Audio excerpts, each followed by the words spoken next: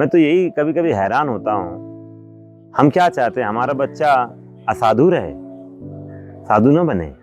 मैं तो कहता हूँ हर बच्चा साधु बनना चाहिए, हर बच्ची साधु बनना चाहिए, हर माता पिता साधु बनना चाहिए, पूरा समाज साधु बनना चाहिए। साधु का मतलब क्या होता है? जिसके अंदर अच्छा चरित्र हो, अच्छा आचरण हो। हरे कृष्णा प्रभु जी।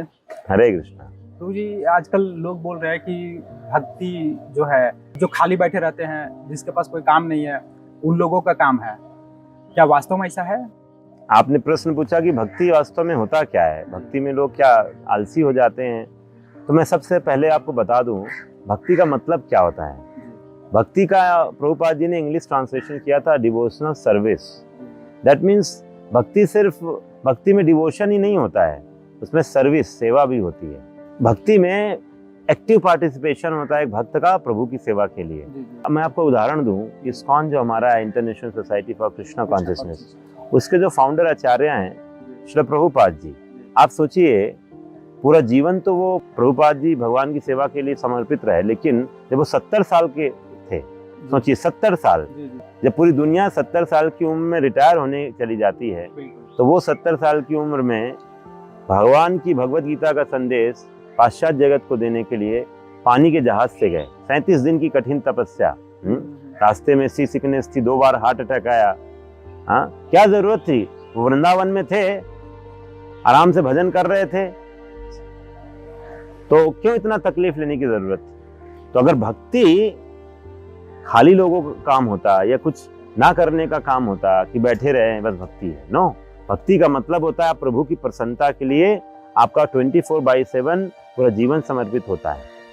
तो इसलिए प्रभुपाद जी ने ये हम सबके सामने एक रोल मॉडल प्रस्तुत किया है कि भक्ति कोई किसी भी उम्र के पड़ाव में क्यों ना हो, वो अपना सर्वस्व प्रभु की सेवा में सारा समय सब लगा देता है।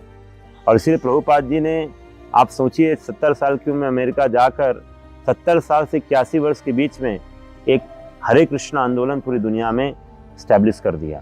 और इसीलिए मैं आपको एक और बात बता दूं, कभी लोग सोचते हैं कि भक्त क्या होते हैं, वो कुछ करते नहीं है, पैरासाइट की तरह समाज पे निर्भर रहते हैं, लेकिन ऐसा है नहीं।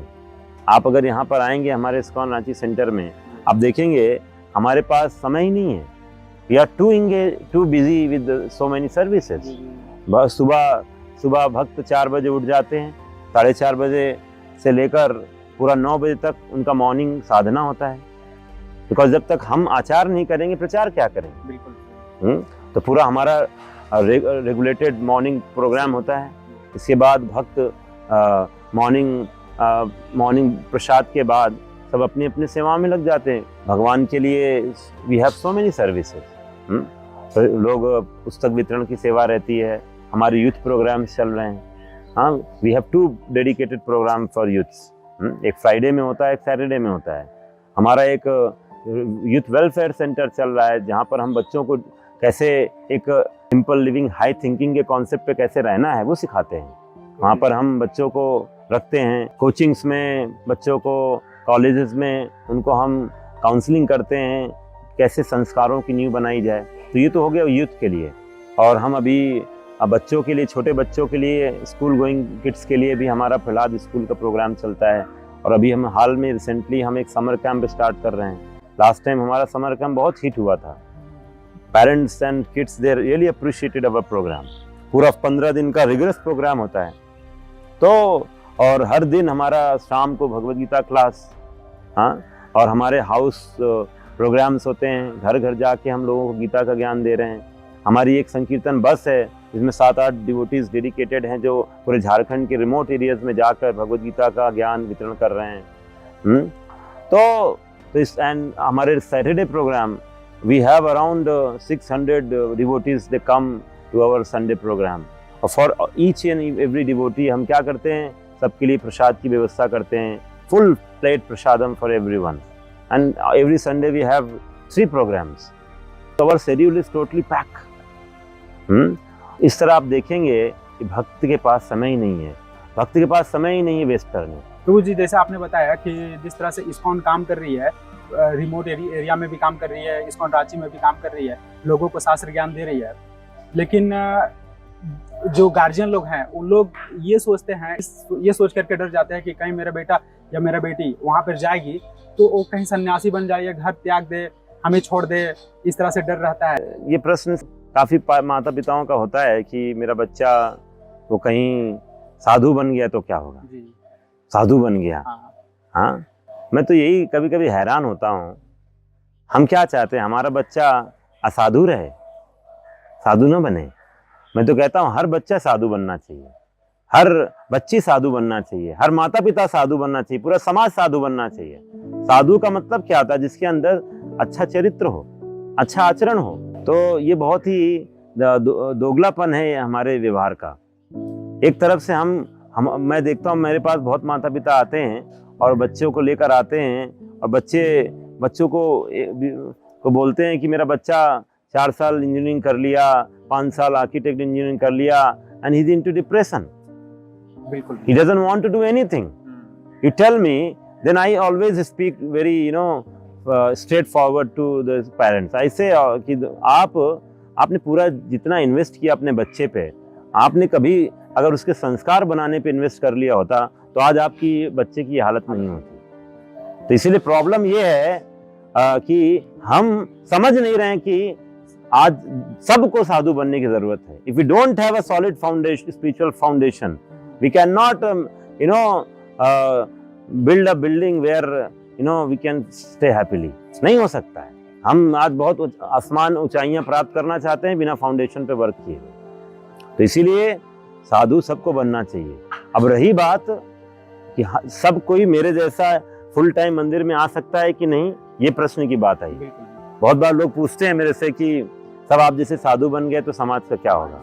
मैं उनसे काउंटर क्वेश्चन पूछता हूँ कि अगर सब आप जैसे एडवोकेट बन गए तो क्या होगा, सब आप जैसे डॉक्टर बन गए तो क्या होगा, सब आप जैसे इंजीनियर बन जाएंगे तो क्या होगा। ऐसा कभी नहीं होगा।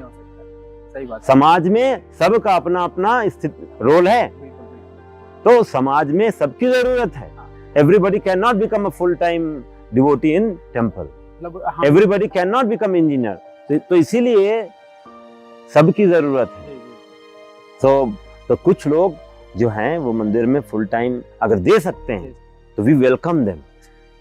We need few young youth who can who are really willing to dedicate their life for the service of Lord Krishna, because those who serve Krishna, they serve the entire humanity. मेरे से कई बार लोग ये प्रश्न पूछते हैं कि आप रांची के हैं क्या।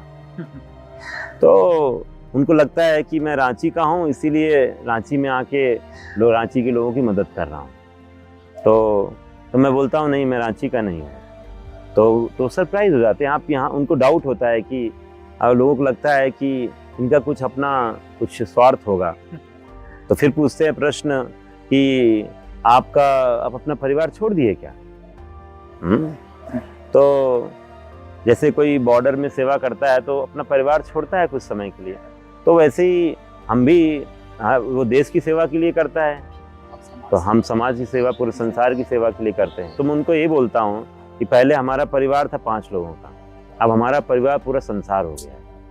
तो इसीलिए हमने परिवार छोड़ा नहीं है, परिवार का दायरा बढ़ा लिया है। तो इसीलिए जो भक्त होता है उसके लिए पूरा संसार परिवार है, वो पूरे संसार के हित के लिए सोचता है। लेकिन हर इंसान ऐसा नहीं सोच सकता है। कुछ सिर्फ देश के लेवल पर ही सोच सकते, कुछ समाज के स्तर पर ही रहेंगे, कुछ परिवार के स्तर पर ही रहेंगे और कुछ सिर्फ अपने बारे में ही सोचेंगे। तो अगर कोई है, आप में से ही अगर कोई है, तो I welcome those sincere souls who like to serve full time with us in the temple. We need devotees who can reach to the people, to the masses, जहाँ पर भगवान की सुंदर भगवद गीता की वाणी को, उनके नाम को पहुंचा सकें। Because I see so many suffering souls who are suffering and because of the lack of this transcendental knowledge। उनको पता नहीं है कि खुशी का मार्ग क्या है, जो सच्चा और अनंत सुख का जो मार्ग है उनको पता नहीं। When they come to us, we give them this this happiness, the secret of happiness। इसीलिए मैं चाहता हूँ आप सब लोग जो फुल टाइम सेवा देना चाहते हैं, जो पार्ट टाइम सेवा देना चाहते हैं, those who want to help us, कोई अपना रिसोर्स देकर सेवा करना चाहता है, कोई किसी भी तरह से you want to contribute us, you are most welcome. We want to reach the more and more people, and we want to give benefit to all the Ranchi people. So please come and be a part of ISKCON Ranchi. Thank you very much. Hare Krishna.